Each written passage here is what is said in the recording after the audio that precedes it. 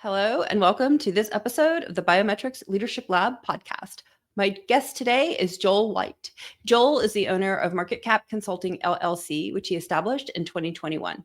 Marketcap specializes in enhancing the financial performance, profitability, and strategic execution of businesses, particularly in the clinical research industry. Joel has over 20 years of experience in helping companies improve their business operations, sales support, and financial functions. Before founding Marketcap Consulting, Joel led finance, proposals, and contracting at a small to mid-sized CRO that was successfully acquired in December 2020 after a significant financial turnaround. And if you know who that is, drop a note in the comments. His career includes roles at CROs such as Synterac, Chiltern, Parexel, and PRA, where he was involved in proposals, pricing, finance, and contract management.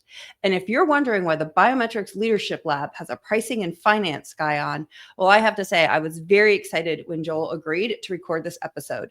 Now, not everyone knows this about me, but I managed proposals for a biometrics CRO for a while. So in addition to always being willing to talk about biometrics teams and processes, I'm also always willing to talk biometrics pricing, strategy, and financial literacy. And if you're a biometrics lead or a biometrics leader, you need to understand these things too. So Joel, thank you so much for joining me today. You're welcome. I love that last part you said. These things matter, and for different reasons than a lot of the things you talk about. But I'm also biased in that they matter because it's what I've built my career around. Someday you are going to, and so for all my biometrics leaders out there, someday you're going to get to a level where someone's going to throw a financial sheet in front of you or start asking you about how you are pricing your offerings. And don't be staring like a deer in the headlights. Figure it out along the way. And that's what this is for. So my first question actually has nothing to do with pricing. And that is, how did you end up working in clinical research anyway? Yeah. So it was around 2006, and I was living here and back here in Central Ohio, and met my now wife, and she got a job offer in Charlottesville, Virginia, where PRA Health Sciences, 3 of the 4 CROs I worked for no longer exist. PRA is one of them, and PRA had a large office there. And so I went out to Charlottesville to interview at PRA, a couple other places, knew nothing about clinical research. I was in retail real estate for the company that owned Bath and Body Works, Victoria's Secrets, etc. And I'll be honest with you, Amanda, the reason I took the job offer in clinical research is because it was $1,000 a year higher than the next available job offer. When you're in your early mid-20s, that mattered. So there you go. 20 years later, here you are. And, that's probably pretty close to the reason a lot of people end up just these random things. I also find it interesting that of the 2 other companies you mentioned, only one of them is still in business. So, take that what you will with Joel working for you. So let's jump into talking about pricing. And I really wanted to cover how you should price and contract biometrics services. So I'm just going to say that and let you have at it. Yeah. So, I'll go into what's standard, and what standard is standard for good reason. So the overwhelming vast majority of pricing for biometric services, which I believe we're defining as biostatistics, data management, and then depending on what company you're at or such, could include medical writing and possibly some other things. But I'm just going to generally refer to biostatistics and data management. The overwhelming vast majority of a CRO's pricing for biometric services is hours times rates.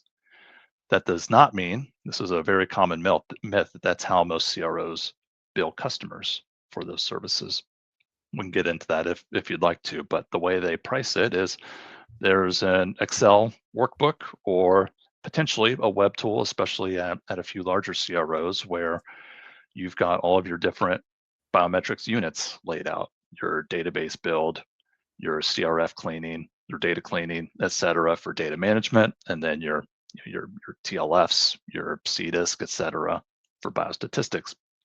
And so if you're on the receiving end of that CRO's pricing, you may just see database build, 1 unit, $54,978.36, right?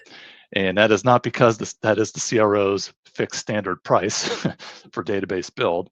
That is call it the sum product of the 6 roles that'll be involved and the different hourly rates for each of those roles times the different hours by role um, for those different roles, and that could have multiple variables in it. It's not always just okay. Well, for database build, you're going to do flat 16 hours. This other role is going to do a flat 20 hours. It's some CROs will include a per CRF design and some flat hours. They may have their edit checks in there. So, anyways, but at its core, it's hours times rates across a number of variables, and that's the overwhelming vast majority. As time goes on, and you have more services either replaced or enhanced by technologies, you are starting to see more technology-based pricing in this area, but it's still a low percentage. Um, so that's how most of the services pricing is. For especially data management, less so biostatistics, you also have, what the CRO would call pass-through costs. Costs that the CRO is incurring, but makes zero profit whatsoever on it, but the client still has to pay for it. It's just very convenient for the client to have you manage the contract. The number one item would typically be, the EDC vendor, whether that's Ray, Viva, or whomever. So often the CRO will sign the contract for that and say it's $300,000 for your particular study.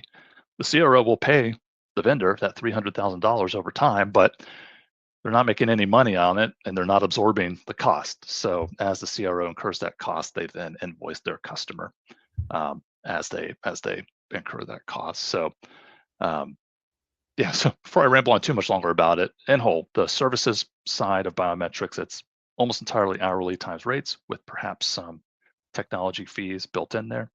And then there's a pass-through side that's largely third-party vendors.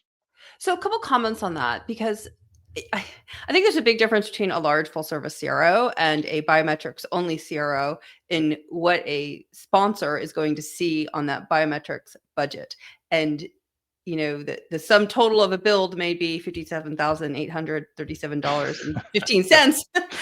And that may be all you see if it's lumped in with full service. But if you're going from a biometrics only CRO, you're probably breaking that down a little bit more for a little bit more, Yeah.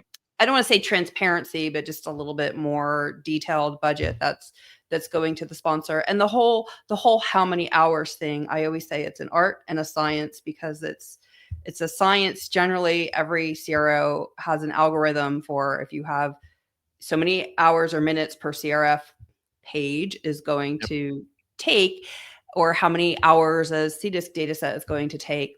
But then there's the art of it, of what phase is it, how many patients are in there, what's the therapeutic area. And so those all get some fudge factors typically thrown into the costing models. So I just wanted to highlight that. And the other thing I wanted to say is I agree about these pass-through costs, especially for vendors. What do you see with, let's just say, vendor management for these pass-through? Yeah. So, vendor management in terms of actually interacting with the vendor, getting the contract in place with them, things like that. I tend to find that most commonly still sits within project management. Now, if we're talking full service CROs, that's capital P project management group. Understanding that a lot of biometrics organizations have biometrics project management as well. So you get kind of a mix as to who holds that from a pricing or budget responsibility standpoint. But when I started in the industry in '06, vendor management was just kind of assumed to be part of the project management bucket. But as the number of vendors, and we're going beyond biometrics, it's the number of vendors that a CRO is handling on a typical study these days has literally multiplied, way beyond the handful that there were, way back when.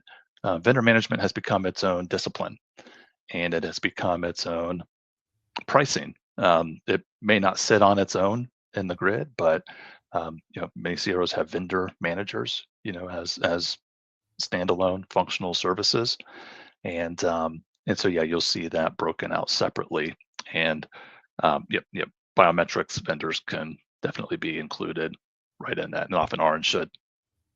Do you see it more as a flat fee or a percentage or kind of thing? I've seen companies handle it all kinds of different ways. Yeah, the most common I see is still hours per vendor per month.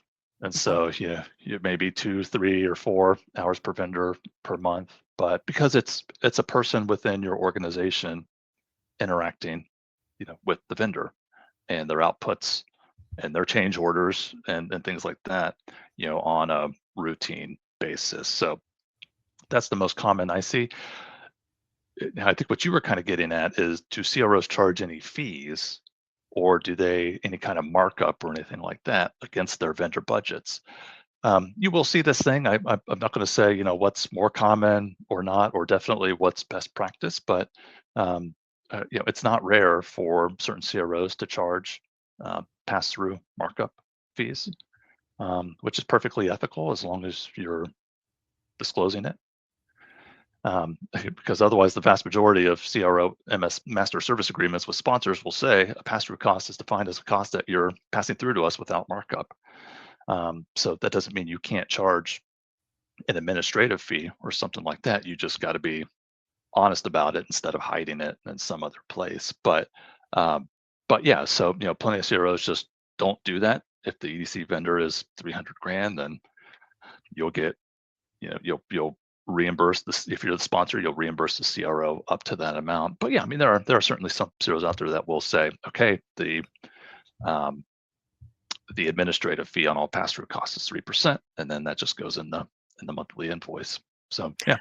Yeah, I think it's much more common to see this sort of especially at biometrics CROs, to see the vendor management kind of tucked into a project management bucket Yeah. or something else, just to delineate it a little bit.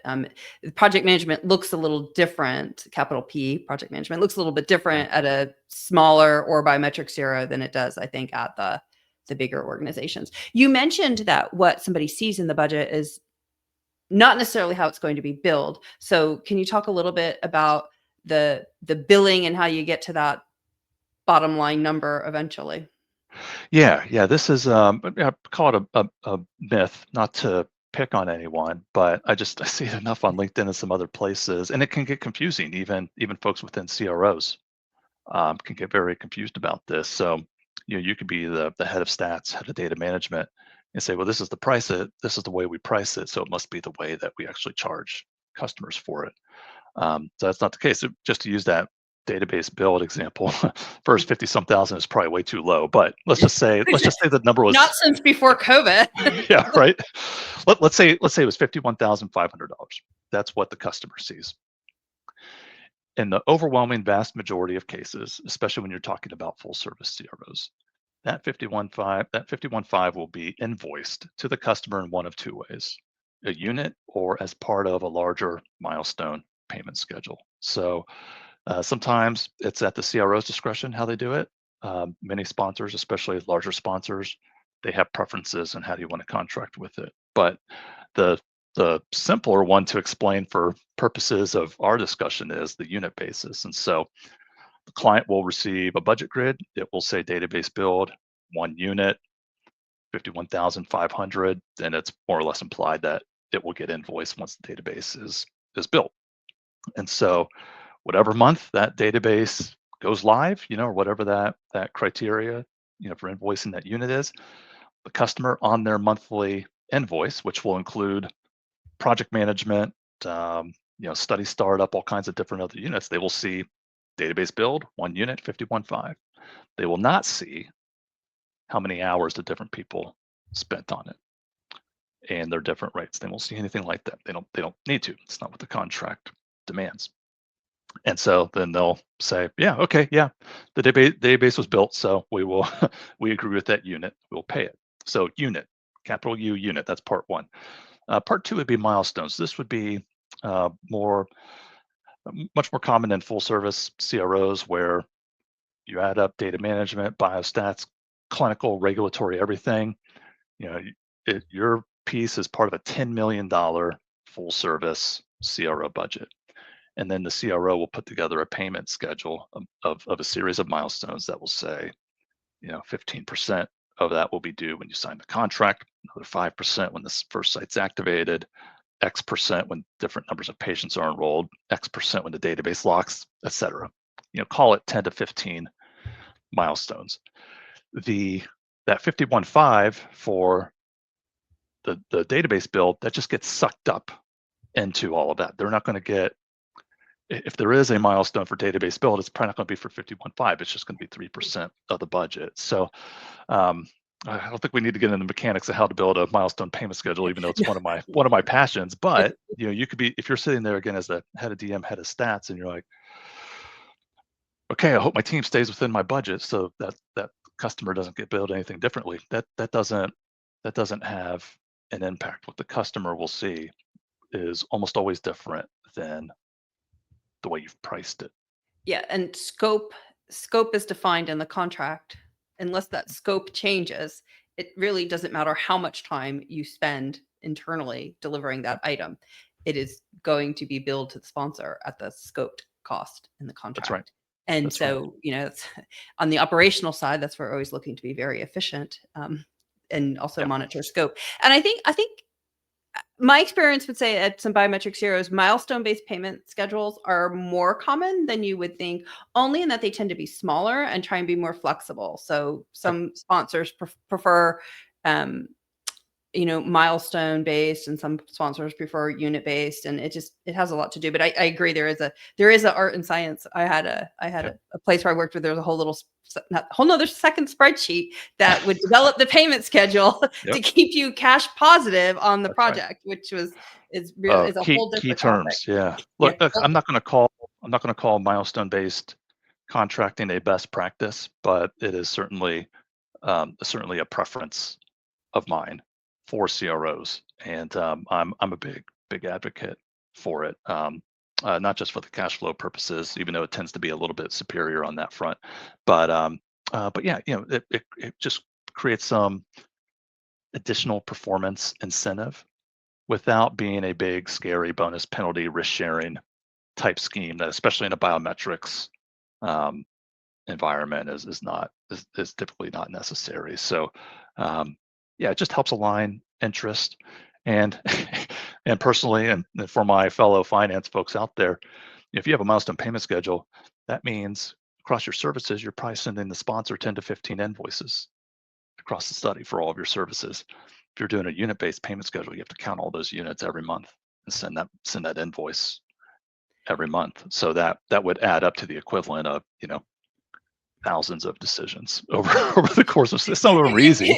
It really does, but I think I won't name where this happened, but I had a company where we were working under a milestone-based payment schedule, and the study was stopped early. So technically all the milestones weren't hit, and there was a difference of opinion on how much of study budgets and how much of that remaining payment schedule should be paid, because milestone wasn't hit, therefore we don't owe this payment. And so there's a lot to consider in a payment schedule, which is, I agree, a whole different concept. And if everyone worries, the kind of stuff I work on and write about, I have written about what happens when you terminate a contract early and you have a milestone payment schedule, the reconciliation. That's tough, but fortunately, hopefully a few people listening to this are the ones who have to sit down and actually put those together. But you could be asked about it, and anytime that a contract that you're working on terminates early, hey, in the world of, you could be halfway through the database build, right? You could have partially completed a statistical data set or the work involved in it, or your SAP, and I would expect the finance people in your organization to ask you, what percent of that did you complete? Or the finance team would be able to see what hours you've worked on it thus far to make sure that you're at least getting paid for the partial work that you did, instead of, oh, you didn't complete the SAP, so that's a zero. Yep. And I think that's the take-home message here, is that when people are asking you as a biometrics person, manager, leader, whatever, how much of this is done, or what's going on here, or the study stopped early and you have to start reconciling, this is why, to part of the reason is there has to be dollars. It's real dollars, right? Just because you wrote a SAP but nobody put a final signature on it because they were waiting for database lock doesn't mean that SAP was not finalized. I mean, technically it does, but 99% of the work was done. So there has to be a reconciliation and accounting for that. That's right. Let's talk about we talked about the art and science of hours times rate. How do you like to approach rates when people are working across multiple regions, right? Because we have the highly paid Western world, and then we have the somewhat less expensive Yeah. resources in other parts of the world. So how do you like to accommodate for that? Yeah. So this further gets into decisions. I'll share a few methodologies that I've seen, and your audience is so broad that I just can't say, hey, here's the three methodologies, Yeah, and yeah, this is yeah. the one that's best for everybody. But let me give you a couple examples. Go to the largest CROs, and so they will often have hubs in different geographies. They could have many different geographies. And there's different reasons why they have those hubs, but there's really no way around it. Some hubs are vastly less expensive cost of living and thus cost of hiring and retaining than others. And I'm just going to use India because it's the archetypal Yeah. example for as long as I've been in the industry. Yeah, the average annual salary of a data manager in India is a tiny fraction of that of the US, and just a slightly less tiny fraction in Europe. And so a CRO may go and hire folks in Europe, but we're seeing it in Latin America, we're seeing it in some other geographies, and especially larger CROs that will typically become their own separate rates for those folks and those hubs. And then the CRO can decide as they price out whether it's they make these decisions bid by bid or they just have structured allocation percentages. They will say that um, okay, for our data cleaning unit, we will assign 50% of the work to our US team and 50% of the work to our India team. And if they have a bunch of other hubs, it may go, a third each, and it could be again bid by bid, or that's just our standard split. But they'll keep those separate rates for those other hubs, so that way they can be transparent to themselves around how the work is being shared. So that way, when the work is awarded and it's time to execute on it, if you've assumed that half the work's going to be done out of India at 70% lower cost versus the US, and then you win the study and you assign all the work to your US data management team, you're screwed. Yeah. You're screwed because you're going to blow your internal budget, and the sponsor won't care. They shouldn't care because it's not that's your internal allocation of work. So unless the sponsor has demanded that you has demanded that you put 50% of it in India, which that's really only in FSPs and things like that. That's just it's up to you to make sure you allocate it, that you actually resource the work based on geographies that you priced it. Another methodology, which is less common, but especially in the early days of building out hubs in low cost geographies, is you'll say, okay, well, my rate for a US data manager is $150. I'm just making that number up.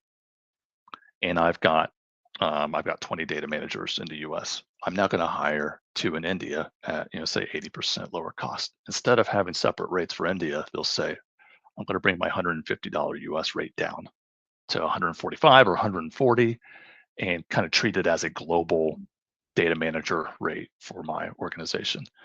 Um, so that you see that more commonly if you're just hiring in these hubs for the first time, or you might not even actually have people in those seats. You might just have opened the recs, or it's in your budget for next year, and you're not ready to create separate rates for this because you just don't know how it's gonna play out. So yeah, so you get some different methodologies there. And again, I'm not going to say which one's best for either, but um, that tends to be why And so for me, some companies go that way. the important thing as a manager or someone who's deciding the workload or whatever in a biometrics team, make sure there's a thread between who bid the work and what strategy was being used in the bid to how you're going to execute it. Because I've been involved in bids where the driver was cost, and to get the cost down, we were very upfront with the sponsors, but we're like, we're going to do it in this region, and this is where the team will be based, and that helps drive the cost down. You just want to make sure that when it gets won and awarded, that the people who then are assigning the workload remember or know Yeah. that it was going to be done in those low cost regions. And also, you know, I was, if it isn't written down, it didn't happen. Make sure somebody Oh puts my it in gosh, writing yeah. with the sponsor that, we are bidding this with this work done in this Yeah. location, because you don't want them to come back and say, well, now we want 3 in the US and we only, we don't really want to have it global, because that undermines the entire pricing and profit strategy for the project. So Yeah, I think and Amanda, be smart about which task you're actually splitting the work. Um, put like the SAP shells aside, just the SAP document itself. I've seen that split amongst 3 regions. Are you really going to write the SAP across 3 different individuals just to try to just to try to bring the price down 1,000? Is that actually going to happen? It's not going to happen. Now, if you're doing if you've got 60 unique tables, right? You've got a massive amount of statistical outputs and things like that. That's the where the bulk of your um, your work is. You've got like these big packages of work. That's where it makes sense to split, or data cleaning, right, with hundreds of thousands or maybe millions yeah. of CRFs to review on larger studies. Okay, that's good, but your SAP, your data management plan, things where you've just got 10 hours here, 20 hours. Don't split that. That's not Yeah, efficient. That's not realistic. it's not going to make a difference no matter how large or small the organization, right? And I think that Yeah, there's yeah, there's a big difference at a full service. The overall cost of biometrics, data management, stats, programming, even if you throw medical writing in, is a fraction of the overall cost of the budget. So a lot of discounting that you do in biometrics in such an organization is going to have really small impact on the overall project budget. It is biometric CRO. Well, it's all just standing there on its own in all its pricing glory. So, but yeah, if you're gonna look to move the needle, move it where it's going to have a big effect. If you build that database in a lower cost region, maybe you will get back closer to that $54,000 mark, instead of what it's costing if you're building it with all resources in the US. And so that would move the needle in that case. But I agree. I think yeah, that blended rates or splitting it among a lot of people can just not really have any benefit. yeah, yeah, While we're talking low cost regions, let's talk about what you see, your commentary on the trend. I've been around for a long time. I like to say we scratch data onto stone yeah. tablets, and and like it's always going back and forth. Well, I mean, when I started, nobody even thought about using a low cost region, and now you have a lot of low cost regions in play right now. Sometimes it swings back and you go more towards Western world resources. And so do you think we're on another pendulum swing? Do you think it's like this is the time we're really moving to low cost regions for good? Uh, uh, it's continuing to progress, and this is not something unlike FSP where I see much of a pendulum. If there is a pendulum, it's like a big 50-year pendulum, and it's just been continuing to swing towards low cost um, regions. I see it being done, very strategically by small and mid-sized CROs. A couple people here, a couple people there. It's different if you're an IQVIA. You've got, they said they had 30,000 people across India, Philippines, China. I said 30,000. That in and of itself would probably be the number 3 CRO in the world. So it's like, Yeah. okay, you don't have something like that, right? You're a US based CRO with 200 people, and you love your 5 data managers, and you're thinking of hiring the 6th, somewhere else.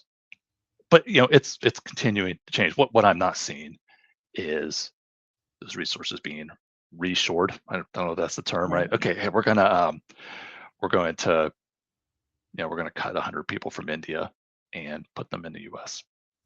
Not not Yeah, I seeing don't that. even think I've seen that. I always hate to say offshore, because if we think about it Me as an too. I American, we're understand. offshoring America, but there's Relative there's to the US, it's offshoring. relative to the Yes. US, because we're Americans and everything's relative to Yeah.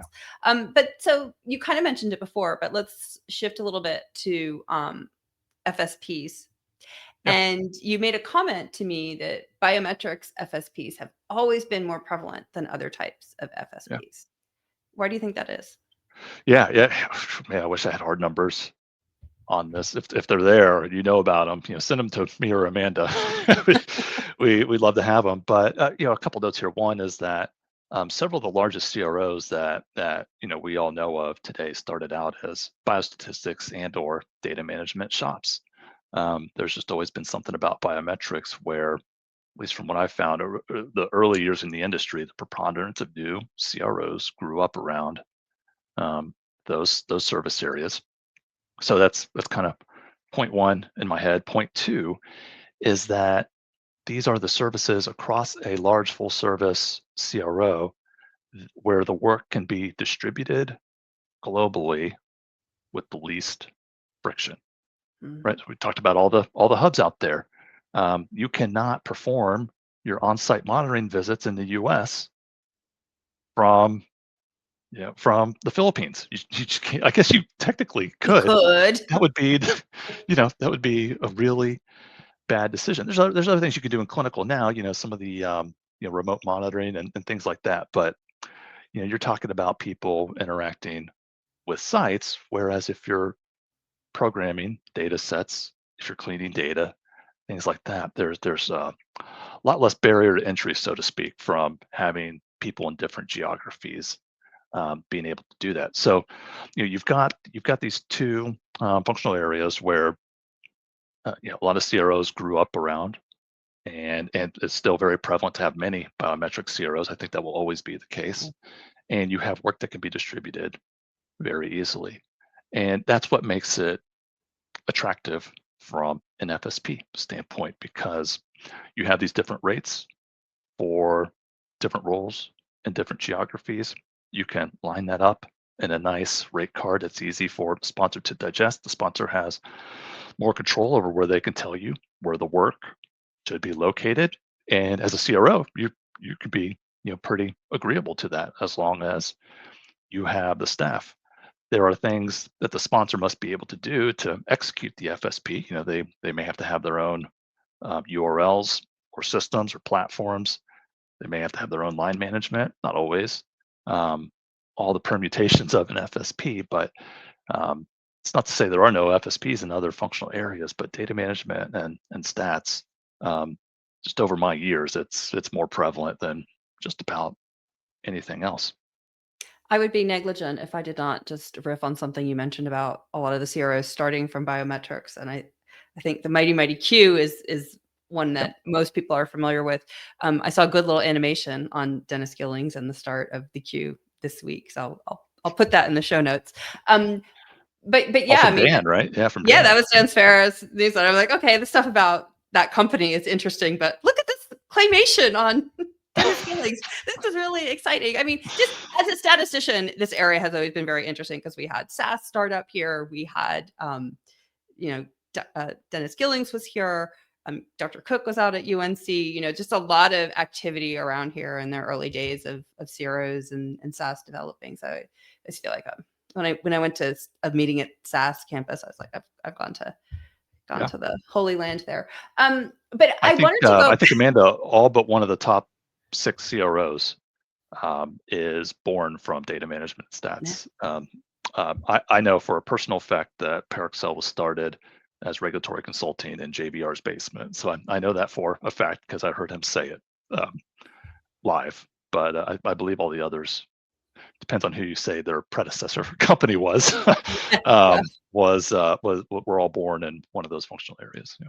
Data tells you everything. I mean, I always like to say you're spending all that money for the trial to get the data. So pay attention Yeah. to it, which is partly why I also agree with you, Joel, that I think biometric CROs will always exist to some extent because it's such a precious commodity, and real talented people can deliver that a little differently. Delivery is different in a biometric CRO than a full service a little bit. It's a little. I'm curious your thoughts on this. I have always felt like if you did a wide industry sweep survey and you asked biotechs and pharmas what service areas within CROs they have the best customer experience with, or just the best satisfaction with the CRO's work, it would be DM and stats.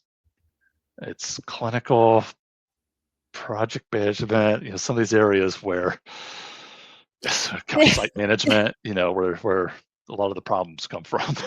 I think after the post-COVID era was really hard. I think data management was really struggling post-COVID, in the early mid-COVID Okay. time.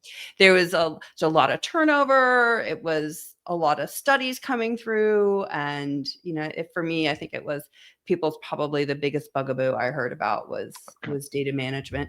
But, it also could just be what I hear because of where I sit. I don't sit on ClinOps teams, so I don't necessarily know what they're hearing. But I wanted to circle back, Joel. Ooh, I'm not supposed to say that word. I wanted to go back, Joel, to what you said about Fine with me. it's a personal thing. I refuse to say circle back. The the FSPs. Let's just get your view on Yeah. FSPs because there's if for people who don't know, Joel does a quarterly recap of all of the well, not all of it, but a lot of the public earnings calls from CROs. And last year, I guess, and I'm even saying 2024, I think you talked about FSP a lot. And then as 2025 has gone by, it's been a lot. They're not even talking about FSP anymore. And they're Yeah. not looking at it as a lot of their business. However, so from a macro scale, FSP seem to be losing a little favor with the big guys anyway. On a micro scale, you still hear a lot of chatter among people saying it's all going FSP. They're not going to be Yeah. outsourcing anymore. So I'm curious your take on that. Yeah. I mean, man, if I could draw it in a chart, FSP would be a nearly straight line, horizontal, and the full service would be subject to a lot more waves or oscillates a lot more, whatever the term is. And Mhm. and so if you took that as a point in time now, uh,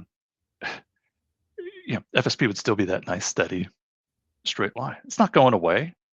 There's an absolute need for it, and um, it incredibly fills a great gap that long existed in the industry around when sponsors wanted to manage certain resources themselves, but didn't want to hire them on their own, W-2s and such. So FSPs aren't. I don't see them as some start of some big downtrend. But I was just hearing way too much last year that they were going to eat the world.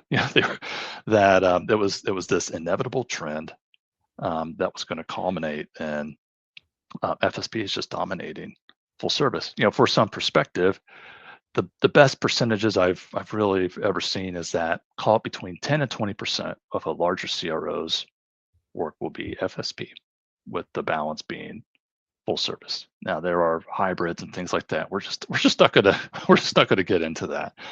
But there seems to be some kind of a natural limit to that 20%. You just don't see companies going beyond that. And so that's where the pendulum comes in when it's swinging in between that 10 and 20% levels. And it was starting to get towards the high end going into last year. And I've heard all kinds of different reasons. I ultimately attribute it towards the biotech funding and some of the portfolio issues that large pharmas were having. And when those companies go into heavy cost cutting mode, one way that you think you can cut cost is to move towards FSP. Because if you just look at, hey, CRO, what are you charging me for your senior biostatistician on this full service bid you sent me? And then you say, send me send me an FSP rate card if I paid for those on a guaranteed, monthly or annual basis. The rate will be lower in Mhm. FSP. And so you're like, wow, okay, well, look, let's just figure out a way to make this work, and we're going to save a bunch of money. And sometimes you can. There are very large pharmas who've been doing FSP very well for decades. Yeah. All right, so it's not a it's not some game. But if you are ABC Biotech, which I hope doesn't actually exist, I don't think there's an ABC Biotech. If you're ABC We'll Biotech and hear you've if got there is. yeah, you've got one or two compounds in development, you have no revenue or anything like that, you don't know how to manage an FSP. But you may see a white paper or hear someone at a conference saying that, yeah, FSP is the way to go, as if it is a best practice in the industry. And that's just simply not the case. So when I started hearing this last year, I went to the I went to the best source I could find as to whether FSPs really were growing in proportion, and that is the large publicly traded CROs who absolutely dominate the FSP space. Doesn't mean they're the only ones to do it, but their market share is absolutely dominant because it often is a numbers game. And they're saying, yeah, it's picking up a little bit, but no major trend. And that was even coming from the number one FSP company in the world, Icon, who has every incentive to say, yeah, FSP, runaway freight train, and we're the we're in the lead car. So okay, so I wasn't hearing anything super exciting there. And then as you got towards the end of last year and into this year, I was hearing some of the large CROs saying that RFPs related to FSP business were absolutely tanking. It was becoming a lower proportion of their business. Um, Companies like Fortrea, which are disproportionately heavy in FSPs, saying things like it's a headwind. That's a bad thing in Yeah. financial speak. It's a headwind towards this quarter's performance, and so it's not like I'm not sitting there saying, "Oh my gosh, FSP is doomed." It's the pendulum's coming back slowly. I mean, these things just happen so gradually, but it doesn't mean that FSP is going to dry up and we're going to be in a world of 100% full service. It's just telling me it's heading back towards that 10%. Not coincidentally, things are rebounding sharply across the industry, and so pipelines that pharma had been holding back on, they're now releasing to be bid out. Biotechs who were struggling with funding now have that funding to move forward with. And when you got to do stuff fast, you tend to go full service with your CROs for many reasons. Last note on that is that as the proportion of biotech work increases relative to large pharma, biotech does very few, if any, FSPs for reasons I'm happy to go into if you'd like. But um, the more work that's proportionately being outsourced by biotechs versus large pharma, the more there will be full service. And I will say one thing, I don't want to get distracted on the FSP and biotechs, but I will say one thing that I've noticed, Joel, working at specialty service providers, biometric CROs, is there's a lot more creativity. It's not FSP in that you think of like hundreds of people being Yeah. allocated to these large pharma companies, but it's a half FTE of a data manager Yeah. dedicated to that biotech who's kind of helping navigate them through. And I think in biometric CROs, there's a lot of space and creativity to go into kind of sourcing specifically for what biotechs or even any small mid-sized company needs, which can look a lot different from a full-blown FSP, even if it is on a somewhat FSP type model. Yeah. But let me tell you something that's not FSP, but sometimes gets called FSP to boost numbers or someone's talking points. It's ABC Biotech plans to run 2 studies this year, and you are the CRO. You have been selected as data management provider for those 2 studies. The fact that you are doing really full service data management on 2 studies for a company, that does not make it FSP. You're a preferred provider, which is great. I mean, that's wonderful. Don't That's what you don't want. be sad about that. That's great, but that's not, in my Yeah. view, that is not FSP. I have found at various companies I've worked for and worked with and advised, benchmarking what you mean by FSP and what you think you There you go. have, Yeah. it becomes very, very important. And actually, I say that in a lot of different places, Joel, is like, make sure when you're using the words, you guys all mean the same thing by those words. Because, if you have 17 project-based contracts and you have a large number of people working on them, it's still a project-based It is. Yep. But I agree with you. contract. If you say if ABC Biotech asks you to provide a full-time data manager for their disposal and or at their disposal, and that person crosses their studies, but they're paying you $23,000 a month for that resource. To me, that is FSP. FSP, yeah. That is. Yep. Yeah. But It's if they're just in their pricing tool and turning everything off except data management, and then sending you a full service budget just for data management, that's not FSP. yeah, I agree. And it's working as a member of that company dedicated, I think for Yeah. me is really where the benchmark is. Let's take a hard right, I Okay. guess, and talk about managing financials, biometrics financials, because the first time somebody said to me, understanding revenue recognition and the financials associated with a project, I personally had the deer in the headlights, which is what I don't want people to have. So, what is revenue recognition and why should people care about it? Look, this is tough because we talked earlier about how the way you price is often different than the way you invoice a customer. And I'm sorry to have to tell you that the way you recognize revenue is different than both of those concepts as well. it is possible it may follow your unit billings. But let's just, for the sake of simplicity, that will hold the vast majority of the time. It is a different concept.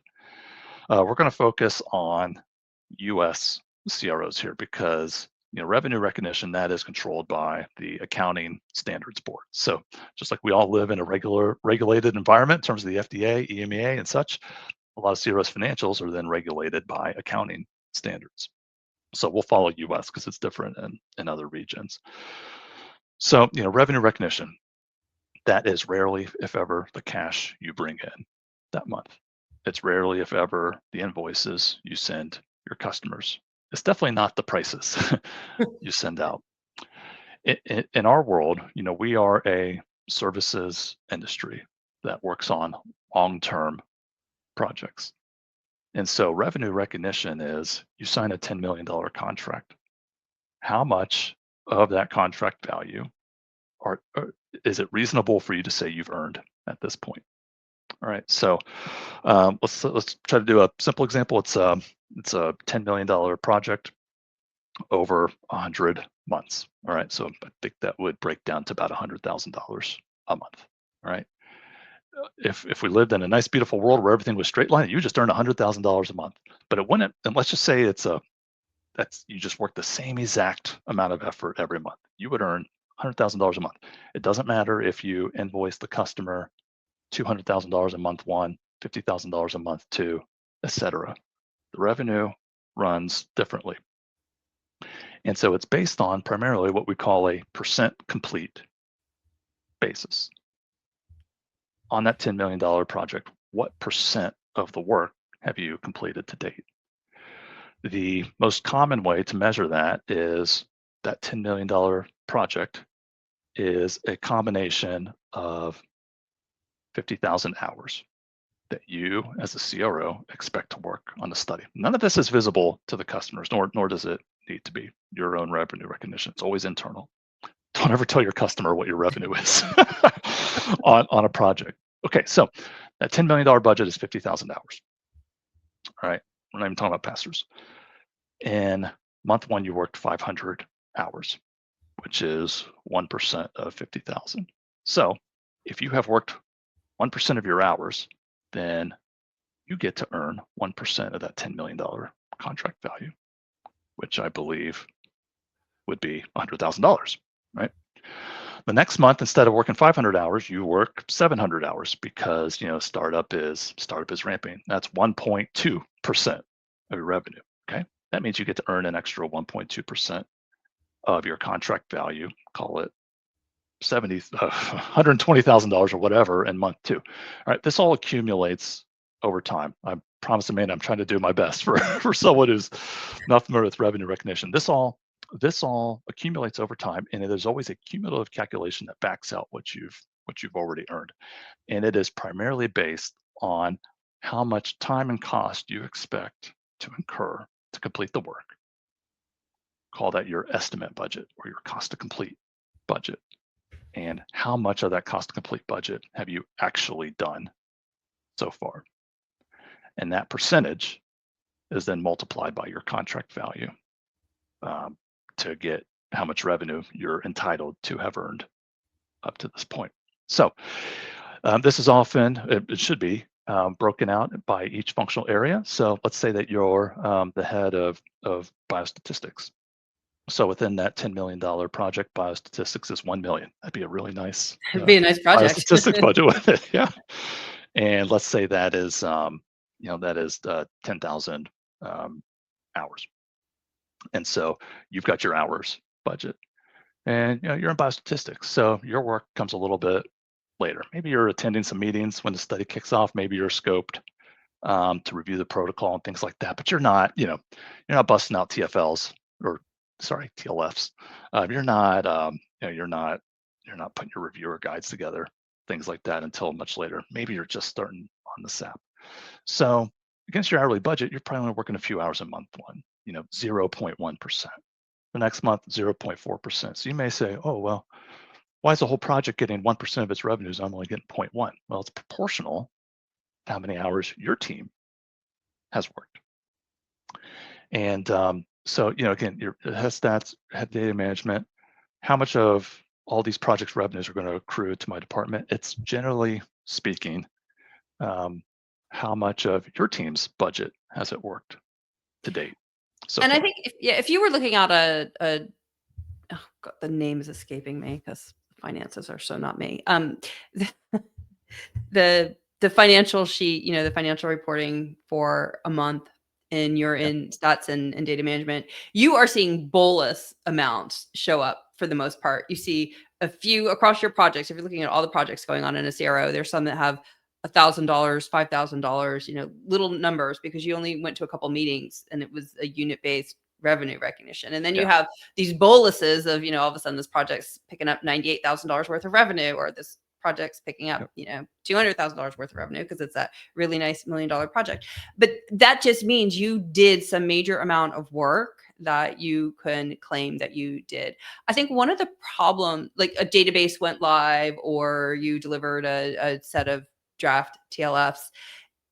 I think one of the pieces that gets confusing or can be challenging with revenue recognition is one, predicting it. How much work are you going to do next yep, month and the month after that and the month after that for the next 12 months? Because companies like to understand how much revenue they might take in. So oftentimes leads or managers can have to project what work is going to be completed over the course of the year. That's a whole nother conversation. But I think as a someone who is recognizing revenue or responsible for recognizing revenue in biometrics, you have to think about how much work is done really to make your deliverable, because getting a SAP written is it's not the biggest thing you do, but it's an amount of work.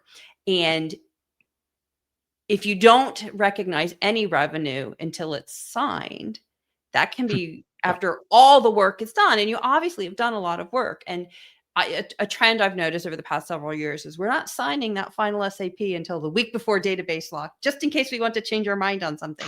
yeah, But so it's sitting there at like 99% done and nobody's taking any revenue on it. So it really becomes how much of the work is done when you send a sponsor a draft? How much of the work is done when the sponsor says, okay, this is our final draft, but we're just not going to sign it for another 6 months? yeah, And how much work can you tell the company that you've completed? I think another great way is tables, listings, and figures. A lot of programming work gets done before you issue them after database lock.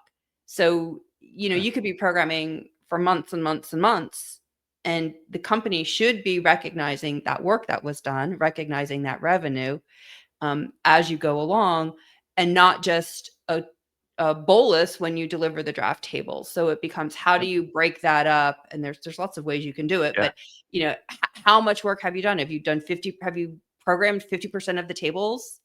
Then there's some revenue that you can yep. recognize And from data that. management, you'd see this with database build and other multi-month units. Yeah, so you could be projecting this out and feeling good about where your revenue is going to come out in the future months, but then a large negative may pop up, and you're like, what the hell just happened? Why am I seeing negative revenue? Well, let's say that let's use the database build example. You might have only been scoped for 100 hours to complete that work. Well, what happens if it took you 150, or it's going to take you 150? Well, if you're not going to get paid for those other 50 hours, because none of the other specs changed, the number of CRFs didn't change, all of your original contract assumptions held true, then the company is going to have to increase its estimated hours, its cost to complete, by the fact that you're going to go 50 hours over. And so, that percent complete, it's a fraction. Fortunately, I bet everyone in your audience is really good with fractions, right? The numerator is the cost you've incurred so far.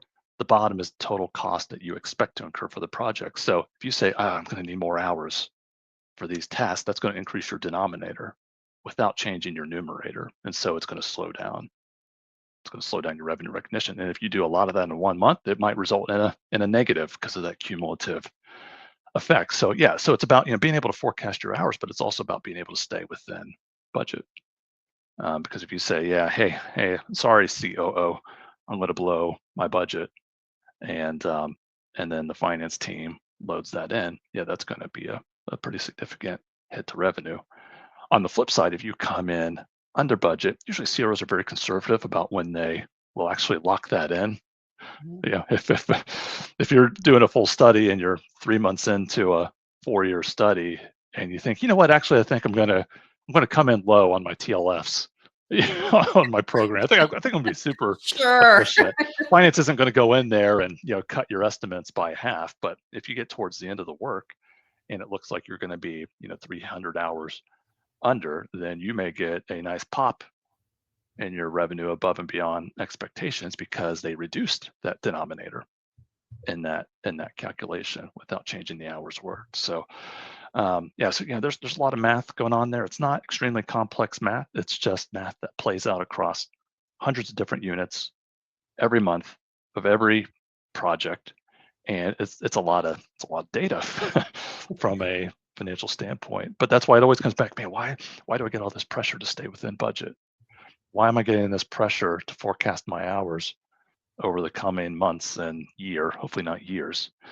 And a lot of that is because it all factors into the revenue recognition and CROs and just about any other industry on earth that I'm aware of.